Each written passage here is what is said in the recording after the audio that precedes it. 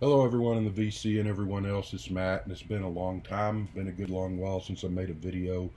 Thought I would do just a little show and tell, unboxing, whatever you want to call it. I got a couple of things in the post yesterday. I'm going to concentrate on one of these box sets more than the other, but I'll show this one really quick. So, one of the best Beatles solo albums ever. Glad to have gotten this yesterday finally. Haven't listened to any of it yet. Looking forward to diving in and listening to all the extras and so forth. Reason I don't want to spend too much time on this is there have been already dozens and dozens of videos up of people that have shown this and opened them up and shown all the contents and so forth. But also I did reviews of all the Beatles solo albums here in the last year or so, and I reviewed this somewhere back there several months ago. The regular album, not this set. I gave it a 10, I believe, if I'm remembering correctly. But maybe once I get a chance to get into all the extras, I will chime in on what I think of those and the remastering and all.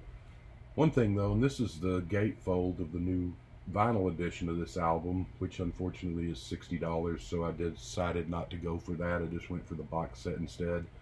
It's a great picture, one of my favorite pictures of John, and I hadn't seen that before. They should have, I think, included that in here with the as a poster along with the War Is Over poster. Would have been pretty cool. I wouldn't mind getting a t-shirt of that. But a whole bunch of stuff's already been said about this, and a lot more will on all the Beatle podcasts and the YouTube videos. So we will move on from that. I am looking forward to diving into that. That was actually supposed to come out last week originally, and it got bumped up to this week a month or so ago, which just happened to be when something else that I bought was scheduled to come out originally yesterday. And so the other box set I got, and this is really cool, this is the Who Sell Out, their 1967 album, and it's a big set there. It's got, I think, I want to say 5 CDs, a book, and all sorts of goodies. This is personally my favorite album by The Who. I think it's their pinnacle, and it's one of my, it'd probably be in my top 10, 15 albums of all time. So there is the sides, there's Who Sell Out again. There you got the box set, you got the cover there with Pete and Roger, John and good old Keith Moon. And so let's get into this. We've got this really cool book that comes with it. Nice hardback book full of all sorts of great information about the background of the album. A lot of good pictures and all. There you've got the CDs in the side there. And if you take them out, there's some stuff behind each of the CDs printed there. There's some baked beans and so forth. Part of the concept of this album was to have ads in between the songs, and some of those are kind of sort of actual ads. Some of them are just songs proper, made up to sound like ads.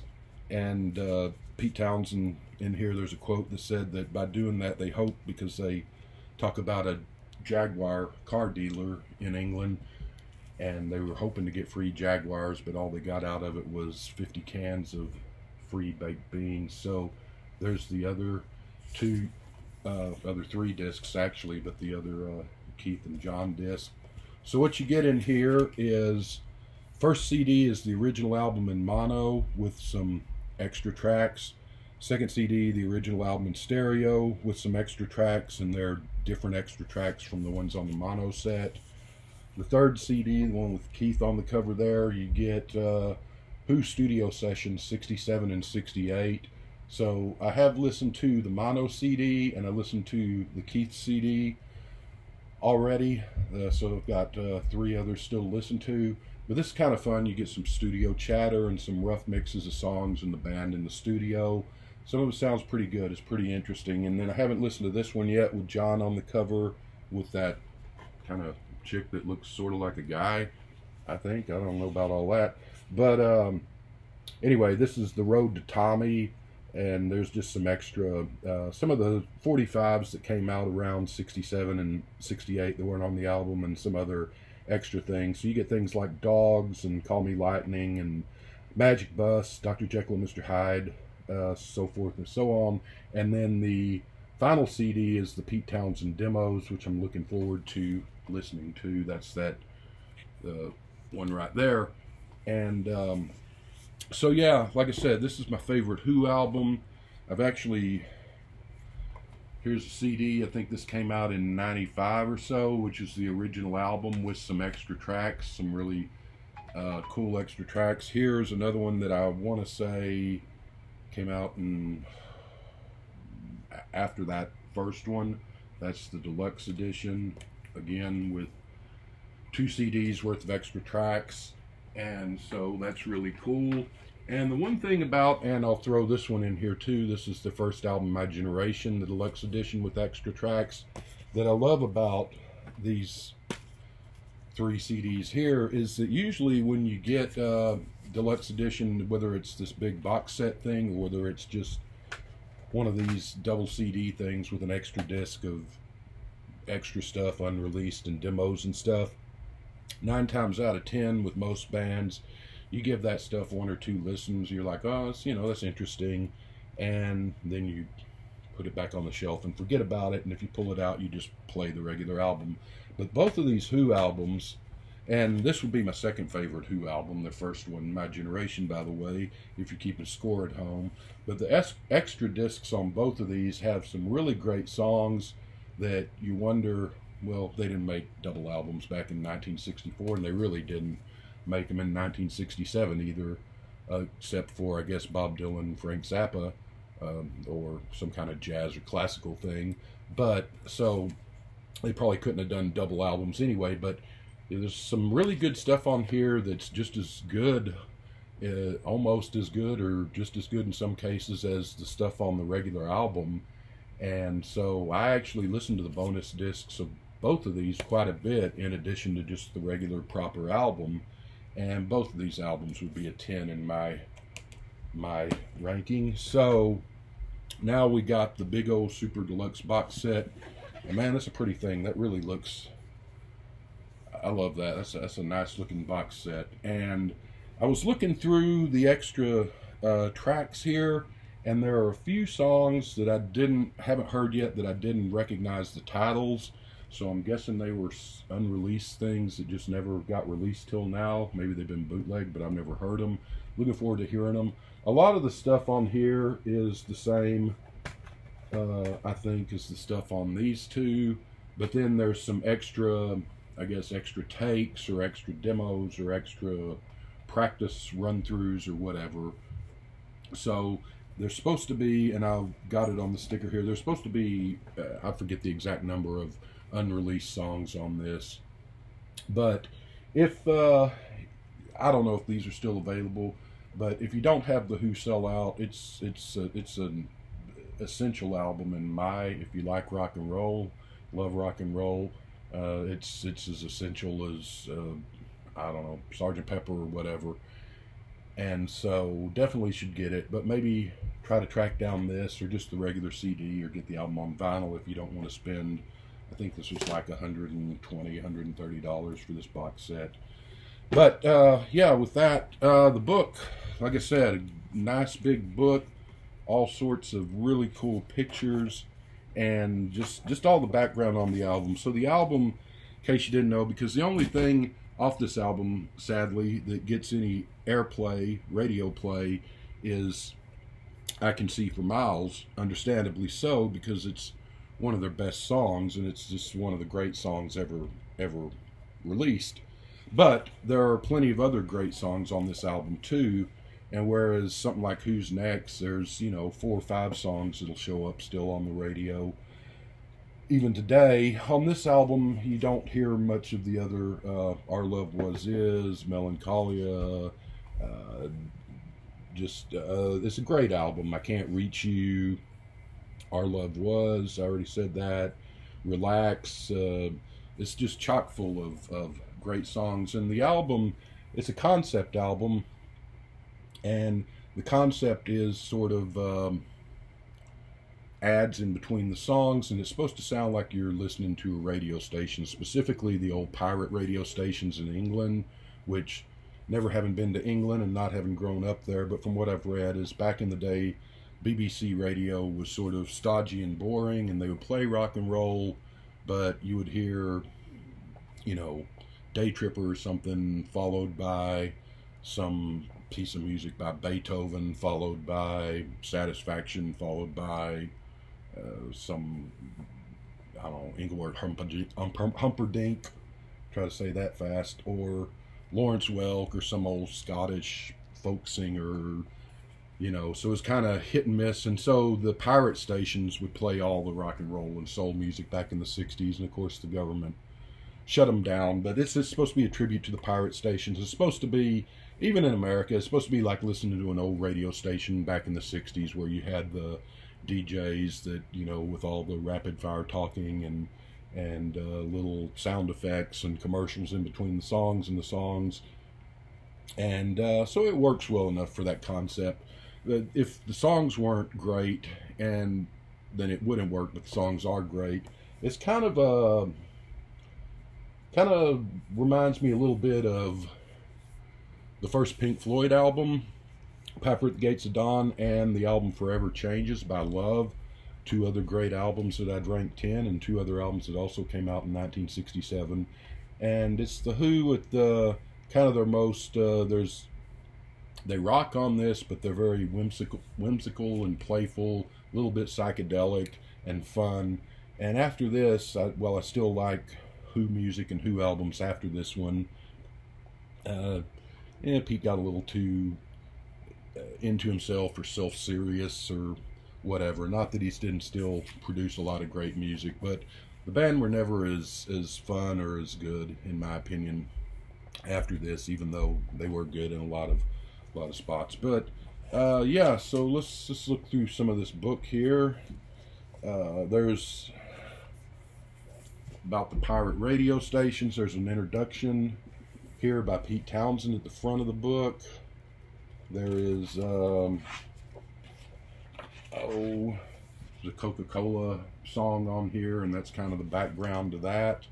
They actually did a commercial song for Coca-Cola.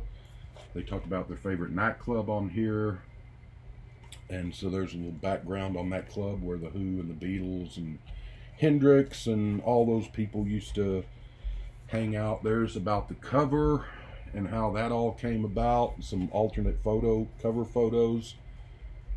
Daltrey in the big old bathtub full of beans. In Australia, for some reason, they had to change the tube to Clearasil instead of Medac for some kind of licensing reasons or something. There's John with the kind of homely girl there. Guess that was the best they had around. I don't know what happened there. And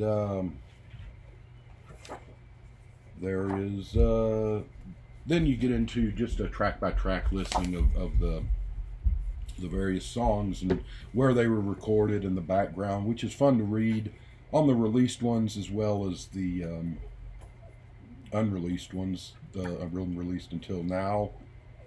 And let's see, somewhere in here, I'll bore you while I look through a book, but there's a pretty cool picture, I think. It's pretty cool of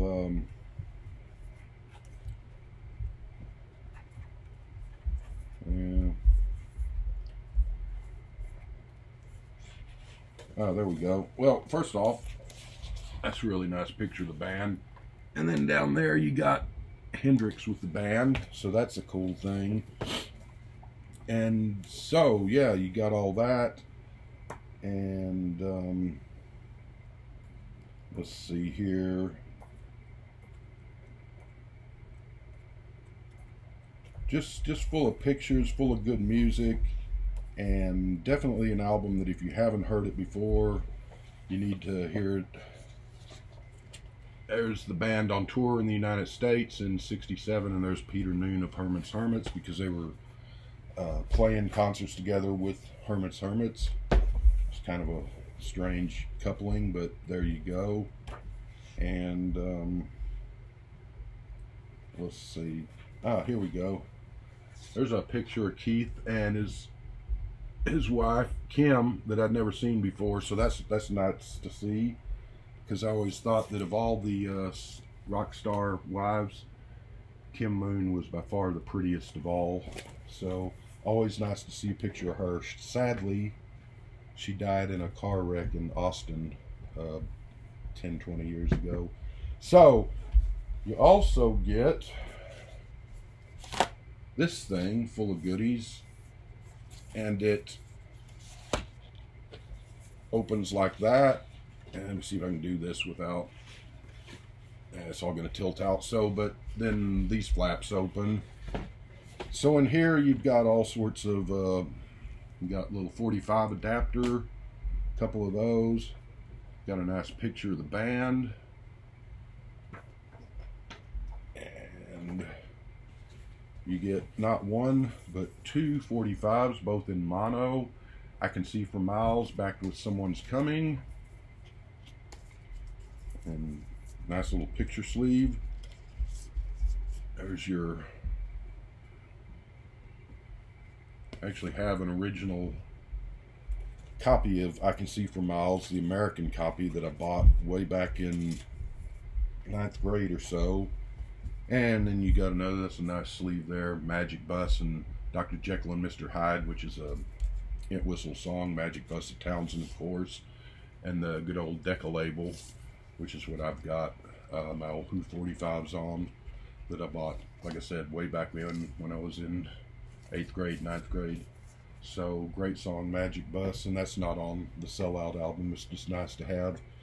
You get a Who official fan club, I guess, little newsletter from, doesn't say, but 1967 or 68, January, February, but it doesn't say the year, so I'm guessing 60, well, it could be 67, but maybe it's 68. But shows in February and March, they were on tour in 67 or 68, and they played San Antonio and Houston and Beaumont, Texas. I don't know why anyone would go to Beaumont, Texas, but they didn't play Fort Worth or Dallas. But anyway, and then there's just a little what's going on with the Who. That's a pretty neat thing to read through. You get Sunday at the Seville, Sundays at the Seville, and it's a thing where the Who played a show with Vanilla Fudge. And there's a nice little kind of collage of Who pictures in the middle there. And then there's another, well, I guess that's not the Who, but Cream and the Bonzo Dog Band and the Bee Gees. And then something called Soul City. Haven't really read that yet, so I'm not sure what that book's all about. Radio London was one of the pirate radio stations on ship off the coast of England, so there's a bumper sticker for wonderful Radio London, which that's what we call catchphrase, jingle. Wonderful Radio London is in features prominently in the album. Bag of Nails, that's a club where the Who and other Rolling Stones, Beatles, those type of people used to hang out. Just a business card for that. Speakeasy is another club, which I've already mentioned. And this, they sent me 2 copies, so I don't know if they messed up or not, but I guess you had to have a membership to these places, and that's a copy of Keith Moon's membership card to the Speakeasy. One of those places that only let the important people in, I suppose. And here's another flyer for concerts, different concerts. Sounds like a pretty good lineup at the Pavilion. Got the Temptations, Jimmy James and the Vagabonds, don't know who they are. Electric Prunes, I know them. Amen Corner, I've heard of but never heard. And of course the Who, showing up on Monday, December 8th for a fabulous Christmas party with the Who. It would have been a good show, I'm sure. And this poster with the original Who Sellout, I think might have been only in England. I don't know if it was with the American edition, but with the first 1,000 copies, you got this cool psychedelic poster is how they advertised it. And that upside down there. So they had 500 copies in the mono edition and 500 in the stereo, and so they reprint that, and that's very nice because I'm sure the originals are worth a pretty penny. And we get another poster, which is just another flyer, another poster advertising